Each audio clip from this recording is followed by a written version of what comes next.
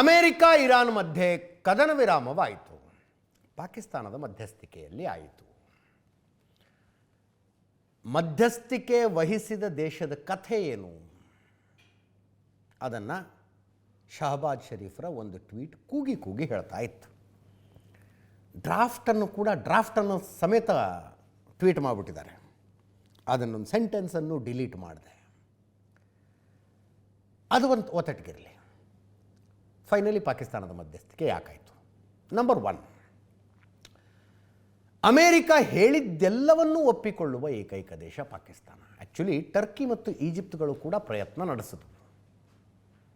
Turkey ಮತ್ತು ಈಜಿಪ್ಟ್ನ ಮಧ್ಯಸ್ಥಿಕೆಯಲ್ಲಿ ಇದನ್ನು ಬಗೆಹರಿಸಬಹುದಾ ಅನ್ನೋ ಪ್ರಯತ್ನ ಆಯಿತು.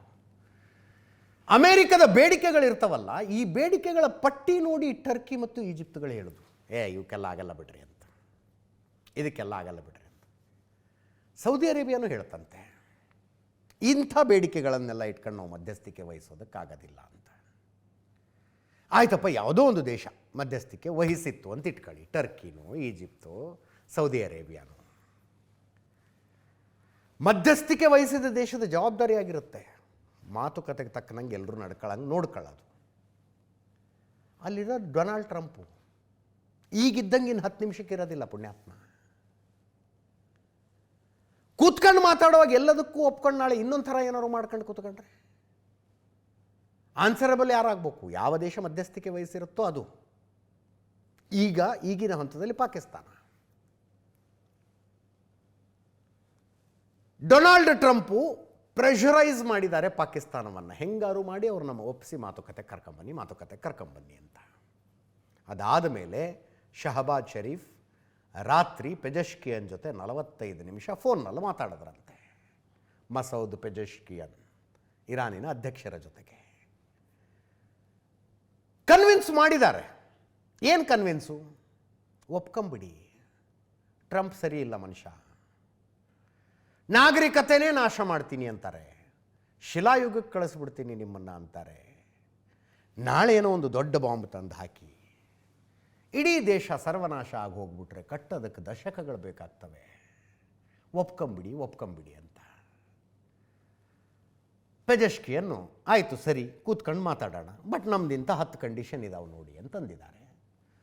ಡೊನಾಲ್ಡ್ ಟ್ರಂಪು ಫೆಬ್ರವರಿ 28ರ ಡೊನಾಲ್ಡ್ ಟ್ರಂಪ್ ಆಗಿದ್ದರೆ ಆ ಕಂಡೀಷನ್ಗಳನ್ನು ನೋಡಿ ಮುಖದ ಮೇಲೆ ಎಸೆದು ನಾವು ಮತ್ತೆ ಯುದ್ಧ ಶುರು ಮಾಡ್ತೀವಿ ಅಂದಿರೋರು. ಈಗ ಹಂಗಲ್ಲ, ಏನಾದರೂ ಆಗಿ ಒಂದು ಕದನ ವಿರಾಮ ಆಗಿಬಿಡಲಿ ಅಂತಾಗಿದೆ. ಒಪ್ಕೊಂಡಿದ್ದಾರೆ.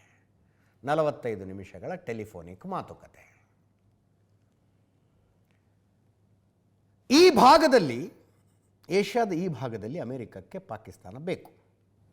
ಒಂದು, ಇರಾನಿಗೆ ತಾಗಿಕೊಂಡಿದೆ. ವಾರ್ ಆನ್ ಟೆರರ್ ಮಾಡುವುದಕ್ಕೆ ಅಮೇರಿಕ ಬಂದಾಗ ಅಫ್ಘಾನಿಸ್ತಾನದ ಮೇಲೆ ದಾಳಿ ಮಾಡಬೇಕಾಗಿತ್ತಲ್ಲ ಇವರು, ತಾಲಿಬಾನ್ ಮೇಲೆ, ಅಲ್ ಖೈದಾ ಮೇಲೆ. ಒಸಾಮಾ ಬಿನ್ ಲಾಡನನ್ನು ಹುಡುಕಬೇಕಾಗಿತ್ತು. ಆಗ ಜಾಗ ಕೊಟ್ಟಿದ್ದು ಪಾಕಿಸ್ತಾನ. ಪಾಕಿಸ್ತಾನದಲ್ಲಿ ಸೈನಿಕ ನೆಲೆಯನ್ನು ಮಾಡಿಕೊಳ್ಳುವುದಕ್ಕೆ ಅವಕಾಶ ಕೊಡುವ ಮೂಲಕ. ಅದರ ಜೊತೆಗೆ ಅಮೇರಿಕ ಚೀನಾ ಸಂಬಂಧ ಹೆಂಗೆ ಅಂತ ನಿಮಗೆ ಗೊತ್ತೇ ಇದೆ. ಚೀನಾದ ಪಕ್ಕದಲ್ಲೇ ಇದೆ ಪಾಕಿಸ್ತಾನ. ಆರ್ಥಿಕವಾಗಿ ದುಸ್ಥಿತಿ ಇದೆ. ಆವಾಗ ಅಲ್ಪ ಸ್ವಲ್ಪ ದುಡ್ಡು ಕೊಡ್ತಿರ್ಬೇಕು, ಕೊಟ್ಕೊಂಡಿರೋಣ ಅಂತ. ಆ ಲೆಕ್ಕಾಚಾರದಲ್ಲಿ ಅಮೇರಿಕಕ್ಕೆ ಪಾಕಿಸ್ತಾನ ಬೇಕು. ಪಾಕಿಸ್ತಾನದ ಮಧ್ಯಸ್ಥಿಕೆಯನ್ನು ಇರಾನ್ ಯಾಕೆ ಒಪ್ಕೊಳ್ತು? ಉಳಿದಿದ್ದು ಏನೇ ಇರಲಿ, ಇರಾನಿನ ಆ ಸ್ಟ್ಯಾಮಿನಾ ಇದೆಯಲ್ಲ ಅದನ್ನು ಮೆಚ್ಚಬೇಕು. 40 ದಿನಗಳ ಯುದ್ಧ ಆದರೂ ನಾವು ಶರಣಾಗತ ಆಗೋದಿಲ್ಲ ಅಂತ ನಿಂತಂಥ ಸ್ಟ್ಯಾಮಿನಾನ ಮೆಚ್ಚಬೇಕು. ಆದರೆ ಏಟು ಬಿದ್ದಿದ್ದೇನು ಕಡಿಮೆ ಅನ್ಕೊಂಡಿದ್ದೀರಾ? ಇರಾನ್ಗೆ ಏಟು ಬಿದ್ದಿದ್ದು ಕಡಿಮೆ ಅನ್ಕೊಂಡಿದ್ದೀರಾ? ಅಲ್ಲ ರೀ, ಟಾಪ್ ಲೈನ್ ಲೀಡರ್ಸ್ ಅಷ್ಟರೂ ಸತ್ತೋದ್ರು. ನಗರಗಳು, ಅವರ ಟೆಹರಾನ್ ಎಲ್ಲ ನೋಡಿಬಿಟ್ರೆ ಪುರಾತನ ಪಳಿಯುಳಿಕೆ ಕಂಡಂಗೆ ಆಗತ್ತೆ. ಪಬ್ಲಿಕ್ ಇನ್ಫ್ರಾಸ್ಟ್ರಕ್ಚರ್ ಧ್ವಂಸ ಆಗೋಯ್ತು.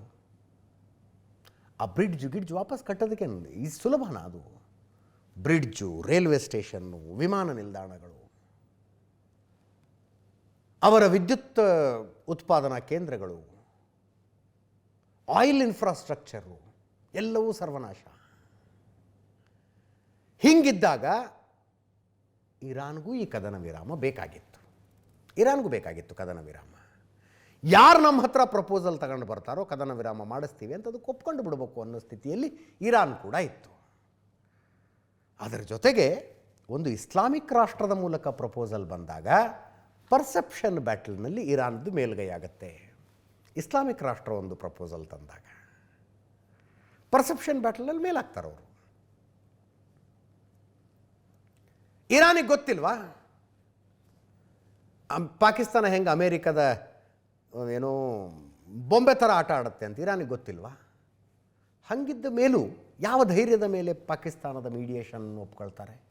ಅದಕ್ಕೆ ಯಾವುದಕ್ಕೂ ಇರಲಿ ಅಂತ ಚೈನಾನ ಮಧ್ಯದಲ್ಲಿ ಇಟ್ಕೊಂಡಿದ್ದಾರೆ ಅವರು. ಇರಾನಿನ ಅಧಿಕಾರಿಗಳು ಸ್ಪಷ್ಟವಾಗಿ ಹೇಳಿಕೆ ಕೊಟ್ಟರು, ನಾವಿರ್ತೀವಿ ನಿಮ್ಮ ಜೊತೆಗೆ ಅಂತ ಚೀನಾ ಧೈರ್ಯ ತುಂಬಿದ್ದಕ್ಕೆ ನಾವು ಈ ಮೀಡಿಯೇಷನ್ಗೆ ಬಂದಿದ್ದೀವಿ ಅಂತ. ಚೀನಾ ಅಮೇರಿಕದಂತೆಯೇ ಪಾಕಿಸ್ತಾನಕ್ಕೆ ಆತ್ಮೀಯ. ಪಕ್ಕದ ದೇಶ ಒಂದು, ಪಕ್ಕದ ದೇಶ ಯಾಕಾಯಿತು ಅನ್ನೋದೇ ಒಂದು ದುರಂತದ ಕಥೆ, ಅದು ಇರಲಿ, ಮತ್ತೆ ಯಾವತ್ತಾರು ಮಾತಾಡೋಣ. ಪಕ್ಕದ ದೇಶ, ಭಿಕಾರಿ ದುಡ್ಡಿಲ್ಲದೆ ಇರೋ ದೇಶ.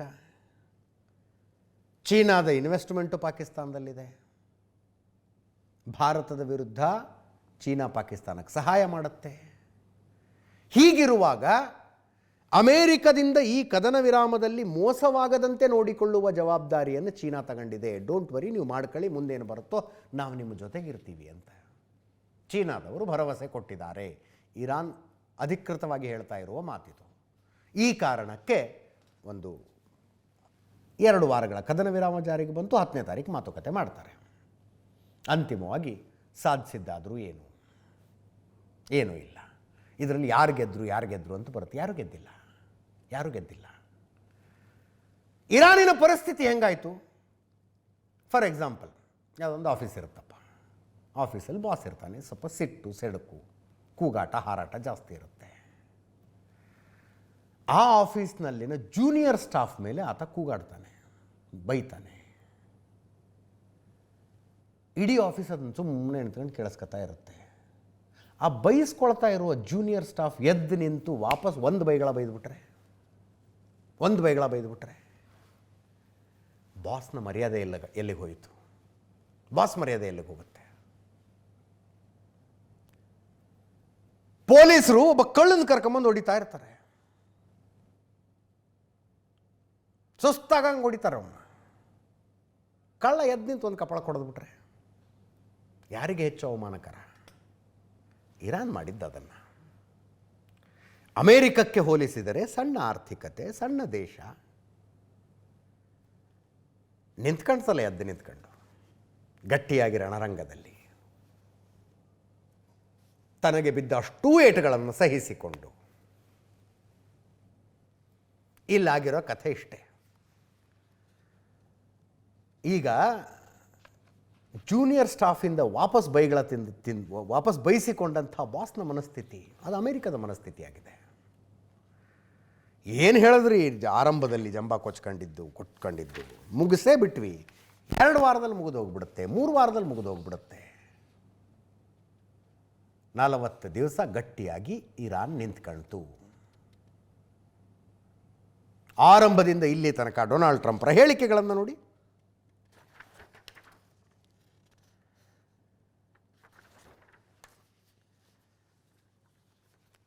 ಹೇಳಿಕೆಗಳನ್ನು ನೋಡಿ, ಡೇಟ್ ವೈಸ್ ಇದೆ. ಯಾವತ್ತು ಏನೇನು ಹೇಳಿದ್ರು ಡೊನಾಲ್ಡ್ ಟ್ರಂಪ್ ಅಂತ.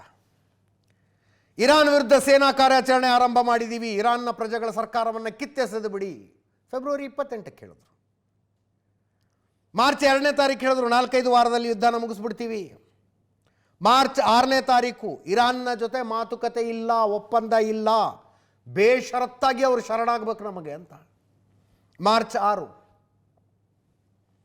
ಮಾರ್ಚ್ 9ನೇ ತಾರೀಕು ಇರಾನ್ ವಿರುದ್ಧದ ಯುದ್ಧದಲ್ಲಿ ನಾವು ಗೆದ್ದು ಬಿಟ್ಟಿದ್ದೀವಿ, ಆದಷ್ಟು ಬೇಗ ಯುದ್ಧ ಮುಗಿಸ್ಬಿಡ್ತೀವಿ ಅಂತ. ಮಾರ್ಚ್ 9ಕ್ಕೆ ಹೇಳಿದ್ದು. ಮಾರ್ಚ್ 16ಕ್ಕೆ ಇರಾನ್ ವಿರುದ್ಧದ ದಾಳಿಗೆ ನ್ಯಾಟೋ ದೇಶಗಳ ಸಹಾಯ ಮಾಡಬೇಕು ಅಂದರು. ಮಾರ್ಚ್ 23 ಇರಾನ್ ಜೊತೆ ಮಾತುಕತೆ ನಡೀತಾ ಇದೆ, 5 ದಿವಸ ಕದನ ವಿರಾಮ ಅಂದರು. ಮಾರ್ಚ್ 26ಕ್ಕೆ ಇರಾನ್ ಏನೇನೋ ಬೇಡಿಕೆಗಳನ್ನು ಇಡ್ತಾ ಇದೆ, ಇನ್ನು 10 ದಿವಸ ಯುದ್ಧ ಇಲ್ಲ ಅಂದರು. ಮಾರ್ಚ್ 30ಕ್ಕೆ ಇರಾನ್ನಲ್ಲಿ ಈಗಾಗಲೇ ರೆಜಿಮ್ ಚೇಂಜ್ ಮಾಡಿಬಿಟ್ಟಿದ್ದೀವಿ ಅಂದರು. ರೆಜಿಮ್ ಚೇಂಜ್ ಮಾಡಿಬಿಟ್ಟಿದ್ದೀವಿ. ಈ ರೆಜಿಮ್ ಚೇಂಜ್ ಅಂದರೆ ಏನು ಅನ್ನುವುದೇ ಚರ್ಚಾಸ್ಪದ. ಹಿಂದೆನೂ ಹೇಳಿದ್ದೆ ನಾನು, 87 ವರ್ಷದ ಹಣ್ಣು ಮುದುಕ ಅಯಾತುಲ್ಲಾ ಖಮೇನಿ ಅಬ್ಬಬ್ಬ ಅಂದರೆ ಇನ್ನೊಂದು 5-6 ವರ್ಷ ಬದುಕಬಹುದಾಗಿತ್ತು ಆರೋಗ್ಯ ಚೆನ್ನಾಗಿದ್ದರೆ. ಆ ಮನುಷ್ಯನನ್ನು ಹೊಡೆದು ಹಾಕಿ ಆತನ ಪುತ್ರನನ್ನು ಅಧಿಕಾರಕ್ಕೆ ಬರೋ ಹಂಗೆ ಮಾಡಿದ್ರು ಇವರು. ಆತನಿಗಿನ್ನೂ 56 ವರ್ಷ, 30 ವರ್ಷದ ಆಡಳಿತ ಇದೆ ಮುಂದೆ. ಅದು ಅಧಿಕಾರಕ್ಕೆ ತಂದಿದ್ದು ಹೆಂಗೆ? ಅವ್ರ ಅಪ್ಪನ ಕೊಂದು, ಅವ್ರ ಅಮ್ಮನ ಕೊಂದು, ಅವ್ರ ತಂಗಿನ ಕೊಂದು, ಅವನ ಹೆಂಡತಿನ ಕೊಂದು, ಮನೆಯಲ್ಲಿನ ಸಣ್ಣ ಸಣ್ಣ ಮಕ್ಕಳನ್ನು ಕೊಂದು. ಎಂಥ ಆಕ್ರೋಶದೊಂದಿಗೆ ಸಿಂಹಾಸನಕ್ಕೆ ಏರಿರಬೇಕು ಯೋಚನೆ ಮಾಡಿ. ಅಫ್ಕೋರ್ಸ್ ಅಂದ್ರೆ ಸುದ್ದಿ ಇರೋದು ಹೀಸ್ ಇನ್ ಕೋಮಾ ಅಂತ. ನಾಳೆ ಅಕಸ್ಮಾತ್ ಹುಷಾರಾಗಿ ಎದ್ದು ಕೂತ್ಕೊಂಡು ಅಧಿಕಾರದ ಚುಕ್ಕಾಣಿ ಹಿಡ್ಕೊಂಡ್ರೆ ಅಮೇರಿಕದ ಮೇಲೆ ಆಕ್ರೋಶ ಹೆಂಗಿರುತ್ತೆ? ಇಡೀ ಕುಟುಂಬ ವಂಶ ನಿರ್ವಂಶ ಮಾಡಿಟ್ಟಿದ್ದಾರೆ ಅವರು, ವಂಶ ನಿರ್ವಂಶ. ಇಷ್ಟು ವರ್ಷಗಳ ಕಾಲ IRGC ಅನ್ನೋದು ಅಯಾತುಲ್ಲಾ ಖಮೇನಿ ಹೇಳದಂಗೆ ಕೇಳ್ಕೊಂಡಿತ್ತು. ಈಗ ಇಡೀ ದೇಶ IRGC ಕೈಗೆ ಬಂದಿದೆ. ಇಡೀ ದೇಶ IRGC ಕೈಗೆ ಬಂದಿದೆ. Just imagine, Islamic revolutionary guards corps ಅದನ್ನು ಸ್ಥಾಪಿಸಿದ್ದರ ಉದ್ದೇಶವೇ ಇಸ್ಲಾಮಿಕ್ ಗುರಿಗಳನ್ನು ಸಾಧಿಸುವುದಕ್ಕೆ. ಭಯೋತ್ಪಾದಕ ಸಂಘಟನೆಗಳಿಗೆ ದುಡ್ಡು, ವೆಪನ್ನು ಕೊಡ್ತಾ ಇದ್ದದ್ದೇ IRGC. ಇರಾನಿನ ಒಳಗೆ ಜನ ಸರ್ಕಾರದ ವಿರುದ್ಧ, ಖಮೇನಿ ವಿರುದ್ಧ, ಆಡಳಿತದ ವಿರುದ್ಧ ಬೀದಿಗಿಳಿದ್ರೆ ಗುಂಡಿಟ್ಟು ಕೊಲ್ತಾ ಇದ್ದದ್ದೇ IRGC. ಎಲ್ಲವನ್ನೂ ಮಾಡ್ತಾ ಇತ್ತು ಅಯಾತುಲ್ಲಾ ಖಮೇನಿಯ ಸೂಚನೆಯ ಮೇರೆಗೆ. ಈಗ ಸೂಚನೆ ಕೊಡೋರು ಯಾರೂ ಇಲ್ಲ, IRGC ಕೈಗೆ ದೇಶ ಇದೆ.